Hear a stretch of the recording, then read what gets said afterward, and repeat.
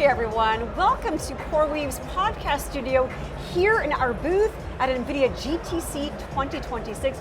This is day 3, and if you can see any of the energy behind me, it has not leveled off yet.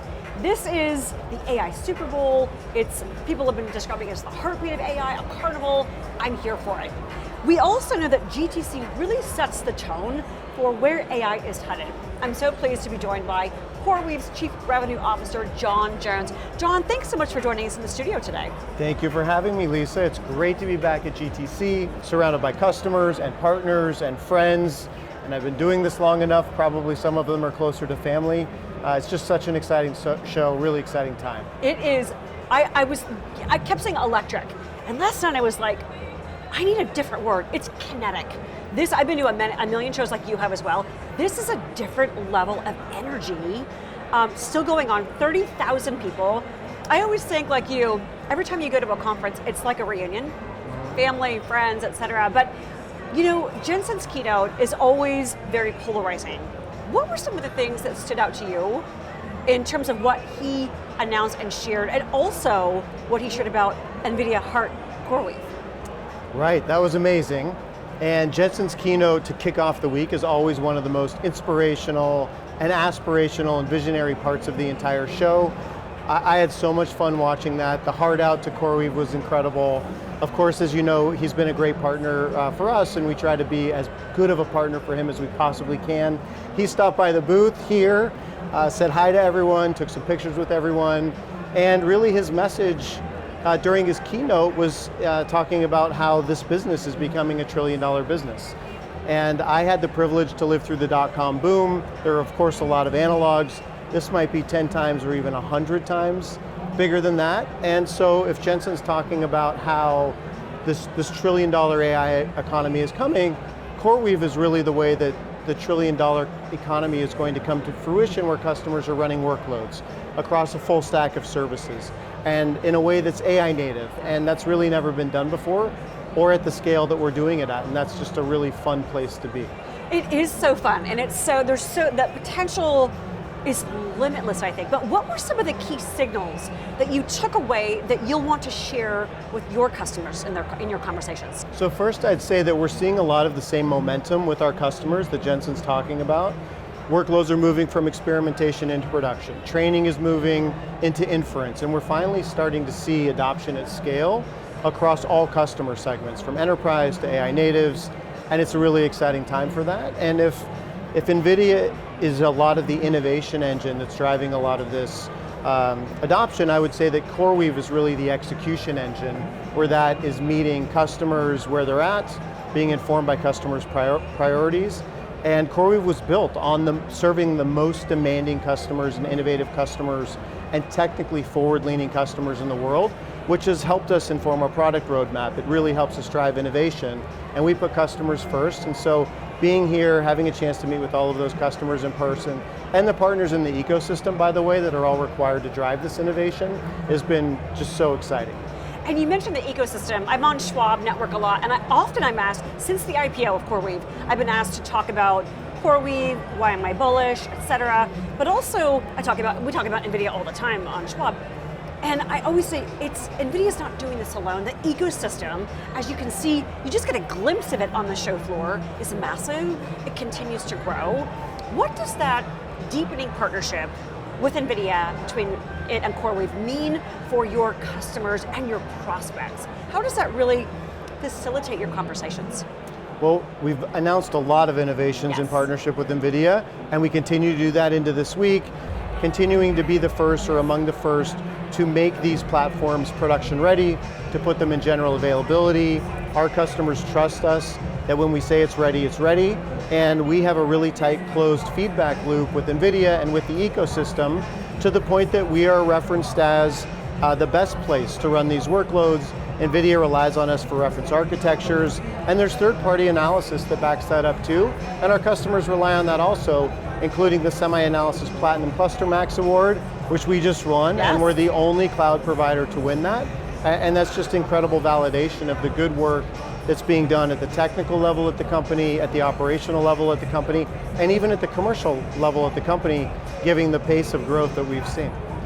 You mentioned the word validation, and I love speaking with customers. I have had several on the podcast this week, and I think that's the best validation a brand can get, is customers really sharing what they were going through, why they chose CoreWeave, what the tipping point was. And one of the words that came up in my conversation with Mercado Libre in an earlier podcast was the word transparency. When it comes to CoreWeave, we said it's transparent. With this direct to expert Slack channel, even though our time zones are quite different, they get back to us, they show us when things might not be going right, they're transparent, they're open, and that is foundational to earning and maintaining customer trust. That's right, and we really put customers at the center of everything we do. The transparency is important because we're doing things together that have never been done before.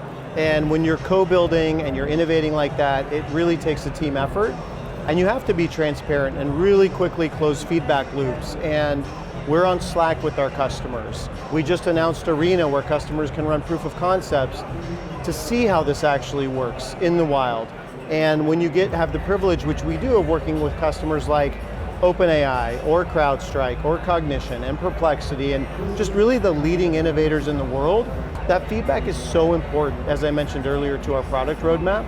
And you talked about growth. The pace of growth is mind-boggling. The numbers are mind-boggling. We're seeing, and Jensen talked about this, there are winners starting to emerge across industries, physical AI, security, and including in our business, where a lot of neoclouds started out many years ago, and there is separation happening right now, and winners are emerging in our business too. And we just announced on earnings that we are larger than the next 15 neoclouds across Europe and North America combined. It's incredible growth, incredible progress, and that growth just continues. And so that's a super exciting time for us, and it reminds me of what the world looked like 25 years ago in Silicon Valley when we were doing this for the first time for the internet. Yeah, but we're more prepared. We have hindsight to be able to really kind of lead us forward. When you're at the center of customer engagements, which you are obviously a chief revenue officer, what are some of the things that they come to you saying, Jon, help us with this, because that accelerated rocket ship, everyone seems to be on that. But I think the hard thing is the pressure's there. How do you advise customers to start small, think fast, fail fast, not try to boil the ocean where AI is concerned? Because that pressure, the AI race, everyone's feeling it. Yeah. Well, we have an opportunity to be a trusted advisor to customers on this journey. We are seeing the patterns emerge. We are understanding how we run a full AI stack platform. We're not just GPUs. We have GPUs and CPUs and storage and networking and developer tools, and have done amazing acquisitions just in the last year, from Weights and Biases to Monolith to so many other companies, and we're all coming together in an orchestrated system to deliver a full stack AI platform so customers can come run their AI workloads on CoreWeave, from training to inference to reinforcement learning to agentic workloads. And so we're helping customers on that journey. And that's a really exciting time. Again, back to collaborating, back to being transparent, and we're figuring out how to do this in real time. And the world's changing so fast. Even us as a company, if you looked at us 6 months ago, we're an evolved company, even just from 6 months ago. Oh, yeah. And people forget, we went public less than 1 year ago. Right. And so the team did a really amazing job going into the public markets and telling the story as well. Yeah. Well, and I was talking with Gene earlier, and one of the biggest differences when you take a company public is suddenly you're transparent. Right. And I understand that from an operations perspective, but when I heard it from the voice of the customer in a previous podcast this week, I thought that's really a word I would use to describe CoreWeave, is transparent. And that just goes such a long way. We are in early 2026. We already talked about the pace, the performance, partnerships. What are some of the really kind of leading edge AI use cases that you're hearing customers come to you saying, Jon, help us on this? Yeah. So we are seeing adoption across industries and customer segments. One of the ways I think about that is we look at customer needs across geographies. Customer needs are different in Europe than North America, than Asia. We look at customer needs across segments, so enterprises have different needs than AI natives, than startups, maybe than software providers. And we look at diversification across industries. So financial services might have different needs than media and entertainment or automotive. And so we look at all of those, and we look at all of the workloads across those, and there's adoption happening everywhere. A lot of workloads that were historically ML driven are now ML and AI driven. Jane Street's an amazing company and customer for us in the quant space and the high performance and the high frequency trading space. There are companies building models and executing on model implementation to make decisions beyond just the frontier labs, and so we're able to help across the board. There's a lot of talk about the revenue of the company, and so I think about revenue and go-to-market maybe in 3 buckets. Okay. The first one is the size of revenue. So Mike talks about this all the time. We are seeing unprecedented demand for our services. That demand is coming from all segments, all customer types, and that's really incredible, and that's driving some of the size of the revenue that we talked about. But then there's also the shape of revenue, and this gets to the diversification and what Jensen spent so much time talking about, use cases across robotics and physical AI and financial services and all of the customer segments that I've talked about. And so it has been a stated goal of CoreWeave to focus on customer diversification and revenue diversification ever since we went public, and we continue to do that in a big way. So that's size of revenue, it's shape of revenue, and the last one I'd say maybe is quality of revenue. And our customers tell us and tell the world, by the way, Jensen's an amazing salesperson for CoreWeave. Right. Our customers are actually the best salespeople for CoreWeave, and I love that. And we have an opportunity to serve the best customers in the world because that's where we started, with the most rigorous demands and solving the hardest challenges with transparency together. And so we have the best customers in the world in all of these segments coming to us saying, hey, can you help? And so as we look toward building a durable business, one of the best ways you can build a durable business is to partner with the leading companies at the head of their fields, Yes. with the most traction, who are also building durable businesses, and we have a privilege to serve those customers. You mentioned the word diversification. Let's talk about another D word, differentiation. Everyone's here, the ecosystem is bigger than it probably has ever been. How does CoreWeave differentiate itself from those legacy hyperscalers? Legacy hyperscalers, that's a loaded word. So first, I actually don't love the term legacy hyperscaler. The tone's a little bit negative, but it's a fact, and it's incredible that those companies have built businesses over the last 20 years that are bigger than any businesses in the history of technology. And that comes with the privilege of serving diverse customers and diverse workloads. But the reality is that there are a lot of legacy workloads that it requires those companies to serve. And those legacy workloads come with the burden and the tax of certain architectural requirements and an inability maybe to focus solely and wholly on AI, which is a privilege that we have, to build from the ground up an AI native hyperscaler focused on AI workloads, which is only a small piece of those hyperscalers' business. It allows us to move really fast. It's resulting in the revenue growth and the adoption that we talked about. And it results in our ability to innovate very quickly on a product basis with customers and continue to build out a full stack platform at every layer of the stack. And it's just a super exciting time to be solely focused on AI, customers driving AI, and AI workloads. And that's really at the heart and soul of what we do at CoreWeave. I really appreciate that you use the word privilege. It's a privilege to work with our customers. It's a privilege to work with partners. That is such an honest perspective, but it's true. You're doing this for customers. You're doing this with partners to enable customers, whether it's financial services or Aston Martin F1, to deliver results that they're expecting to do. So if we kind of break things all down and we look ahead, the speed and scale is, I can't even comprehend it. What do you think that, oh, sorry, then where's my question? I just lost it.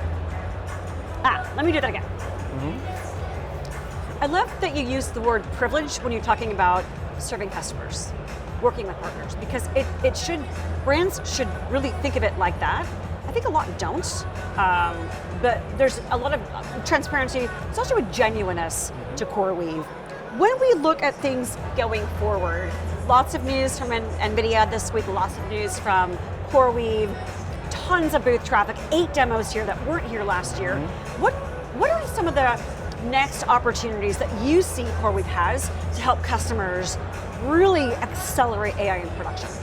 It is interesting being at GTC. You walk around and you see a lot of speeds and feeds and companies focused on the things that they do great, and we're really proud of what we do, but the customers are the heroes at the center of all of this. The founders, the innovators who are really making breakthroughs, and so our ability to support them from scientific discovery through to curing cancer, to solving the hardest problems the world's ever seen, that's really what gets us all going in the morning. And the mission that we are rallying behind is just a unique, once-in-a-lifetime chance and generational opportunity for us to serve customers in a way that if we do it well, will make our company a generational company.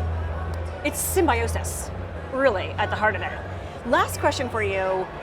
I was going to ask you like 3 years down the road, but I'm like, let's go to next year, because 3 years is too much, and the speed and scale is too crazy. What do you think we might see next year NVIDIA GTC that you'd say, in hindsight, yeah, I saw that coming?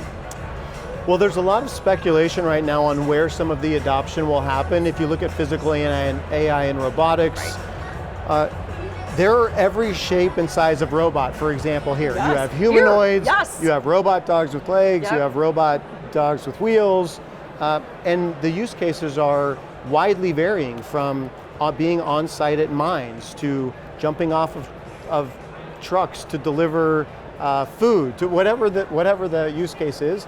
And so I think we'll start to see next year that we are finding where the real monetizable use cases are. There will continue to be innovation across the board, but those use cases will then really rapidly expand into adjacent use cases. And so if this year is the year of Jensen saying there's a $1 trillion economy coming, next year, I believe, is when we'll start to see where that $1 trillion economy is starting to get traction. And we are already seeing companies building things that we've never seen before. Agentic workloads, reinforcement learning, we're trying to figure that out. Where the new data sets of the future are, what data gravity looks like. You're going from data centers servicing models and workloads deployed anywhere in a software world to physical AI, and maybe even fleets of robots in physical AI running models at the edge, and what does that look like? We also learned in the last few years that there will be an implementation of a model cocktail or lots of models to solve problems, maybe not just one general purpose model.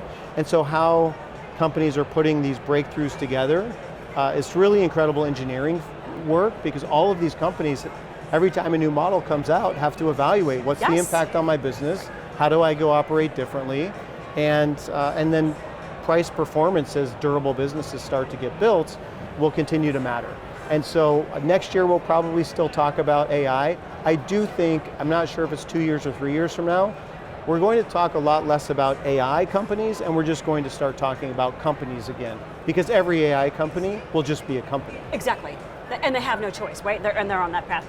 And fortunately for many of them, they get the chance to work with CoreWeave to really manifest that and put that into production at scale in ways that, to your point, next year, we're going to start to see the manifestation of the monetization. That's right. Show me the money, like they said in Jerry Maguire. Show me the money, yes. John, thank you so much for sharing the growth trajectory CoreWeave is on, your center of gravity around customers, the ecosystem, how that matters, and the opportunities that you see going forward. They seem to be limitless, but thank you for giving us some of your insights.